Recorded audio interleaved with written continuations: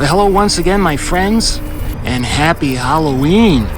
I'd like to welcome you to another video, and this video is going to be a little bit different, and I know I say that a lot, but we're going to be looking at the Dutchman, the Flying Dutchman.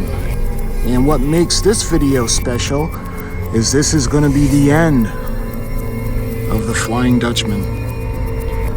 So you might think, what happens through the centuries of the Dutchman's existence? Eventually, they go and they get a new ship to take over. And we're going to show you what happens to the old one as the destruction takes over and she's consumed by fire. And what made it a little less painful is I had done this a few years ago, and it was really cool, but you can see over the course of time, it got bumps and bruises and pieces are missing. And to be honest, with the Oakley Flying Dutchman that I'm working on now, that's the only Dutchman really that I need. So we're going to take a look at the destruction of this Dutchman, and I want to make a little story for it. So I want to show you or explain to you a little Halloween tale on the Dutchman before we take a look at the end of the ship.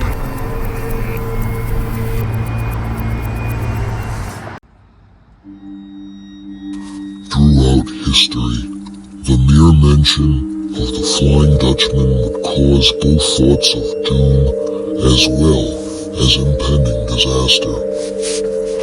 The ship herself would be a precursor to terrible events and inevitable tragedies. Her captain, crew, as well as the Dutchman herself are cursed to forever travel the seas in search of a port, but will never again feel the safety of that port in the storm. Lost at the Cape of Good Hope, the ship, along with her crew, would be cursed to sail the seas in every stormy condition the sea could muster. When not weathering the storms or searching for a port, the Flying Dutchman would return to the cold, watery depths of the deep. But it wasn't always that way. The captain, who was responsible for the actions of his ship and crew, was the first to cross over in the never-ending curse of the watery deep. Once he was imprisoned to his wandering for all of eternity, he would drag his crew along with him. Once he had his eternal crew secured in his grasp, it would be time for the vessel herself. The Flying Dutchman would have to also cross over into the new realm of existence. Purified by fire, she would be lost, forever the home of the cursed crew. The crew, along with her captain, would sail this vessel into eternity, never know the dryness, warmth, or comfort of land again. So now, once every 3 centuries, the captain, his crew, and the ship must endure the torment of being killed and crossing over into the new realm of their existence.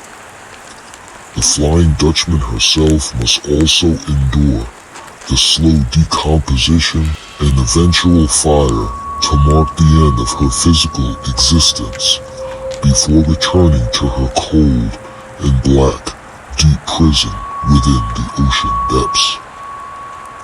So now for all of eternity, the mere sight of the Flying Dutchman, seen gliding gracefully over the surface of the sea, will bring the unfortunate souls who see her doom as well as disaster.